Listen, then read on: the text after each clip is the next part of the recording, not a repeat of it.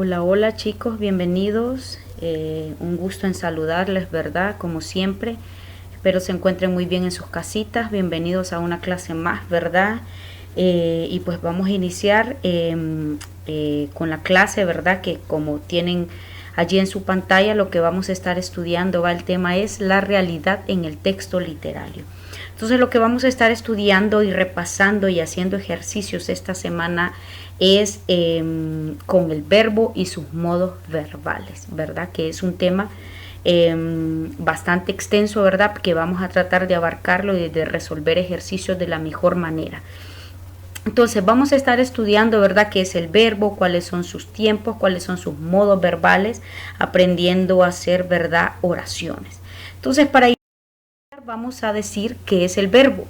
Nosotros ya sabemos, ¿verdad?, que el verbo nos indica acción. Es la palabra que indica acción o estado de ánimo o acontecimientos de la naturaleza. ¿Qué quiere decir esto? Todo lo que termina en ar, ir, or, ur son verbos, ¿verdad?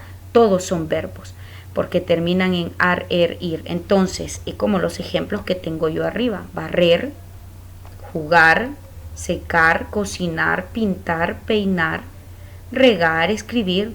Todos son verbos porque sus terminaciones son en ar, ir, ¿verdad? Verbos en or, ur. Ahora bien, ahora que ya sabemos que el verbo, ¿verdad?, es la palabra que nos indica acción, y se dice que nos indica acción porque si yo le pido a usted corra, entonces usted va a correr, está en movimiento. Entonces acción significa estar en movimiento, hacer algo. Si yo le digo reír, entonces usted, ¿verdad?, va a abrir la boca y va a hacer su sonido de risa. Entonces hizo una acción. ¿Cuál es la acción? Abrir la boca. Entonces por eso se dice que el verbo nos indica acción o estados de ánimo, ¿verdad?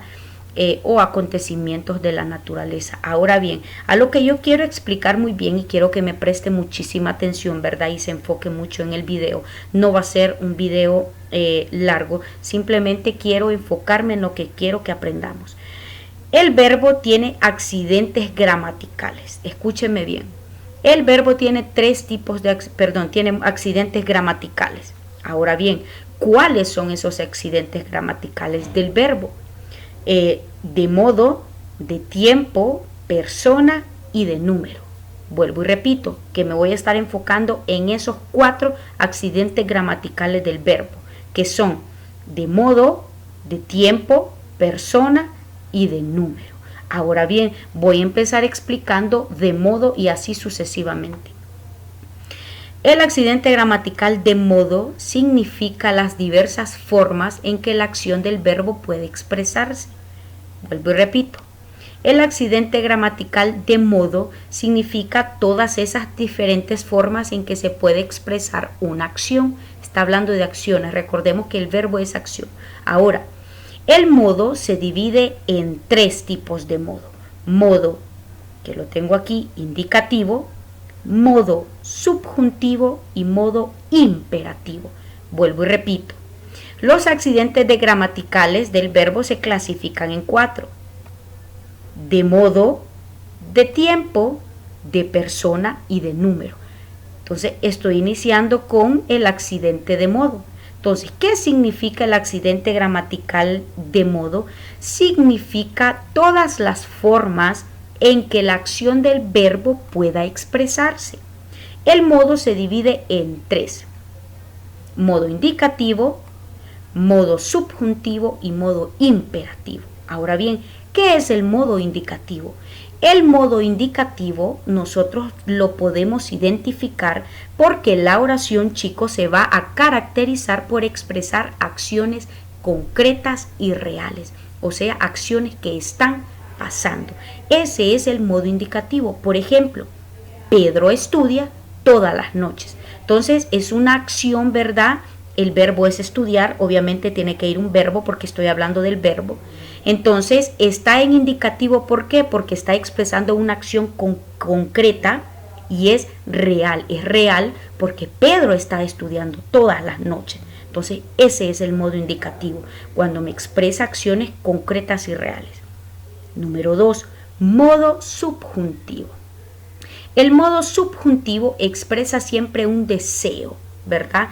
Es una acción que no ocurre en un momento concreto. ¿Por qué? Porque expresa un deseo, es algo que usted está deseando. Por ejemplo, el ejemplo que tengo, todos esperan que actúe correctamente. Es un deseo que todos están esperando que yo lo haga. Entonces, no es una acción concreta porque no se está llevando a cabo. Simplemente es un deseo que las personas tienen sobre que actúe correctamente. Entonces, eso es el modo subjuntivo. Expresa un deseo. Por lo tanto, no es una acción concreta porque no está pasando en ese momento. Y luego el modo imperativo. Pues el modo imperativo indica orden, advertir, amenazar o rogar. Por ejemplo, haz tu tarea. Esa es una orden, por lo tanto se vuelve en el modo imperativo. El modo imperativo es uno de los más fáciles de identificar en los modos del verbo porque siempre, no siempre, ¿verdad?, va a ir en signo de admiración porque nos está expresando una orden, pero también significa un ruego, una súplica, ¿verdad?, o una amenaza o advertir. Entonces, ese es el modo imperativo.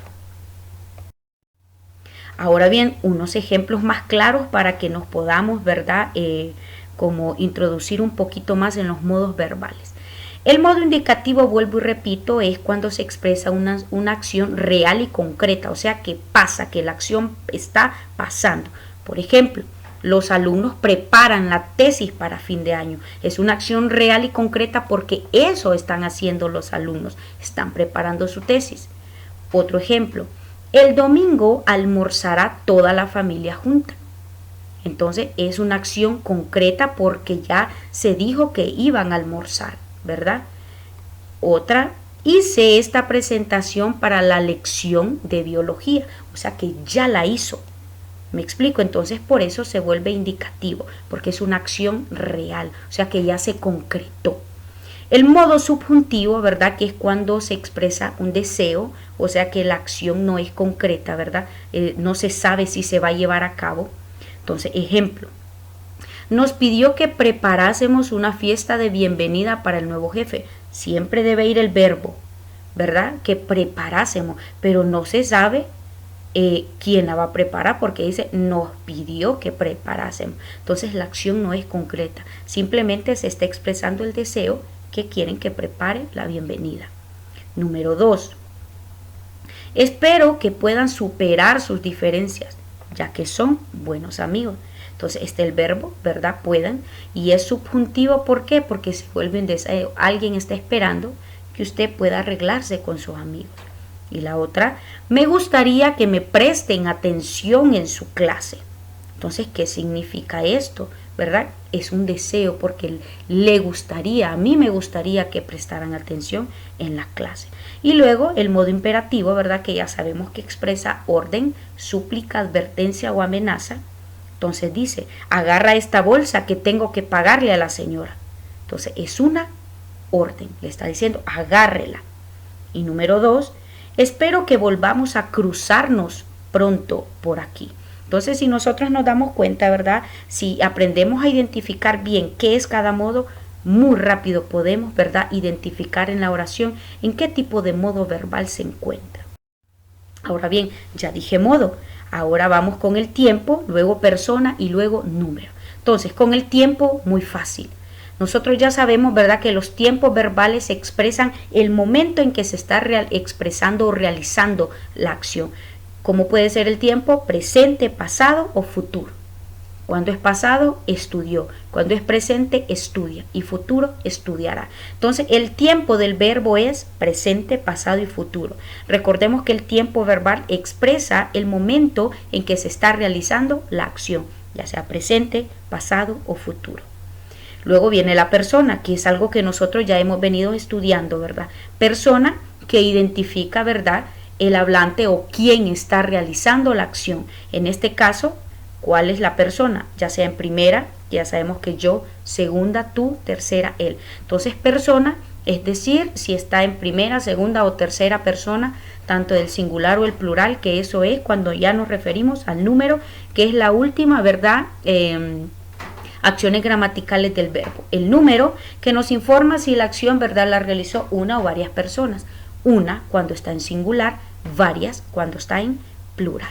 Entonces, si hacemos un pequeñísimo resumen, entonces el verbo es la palabra que nos indica acción.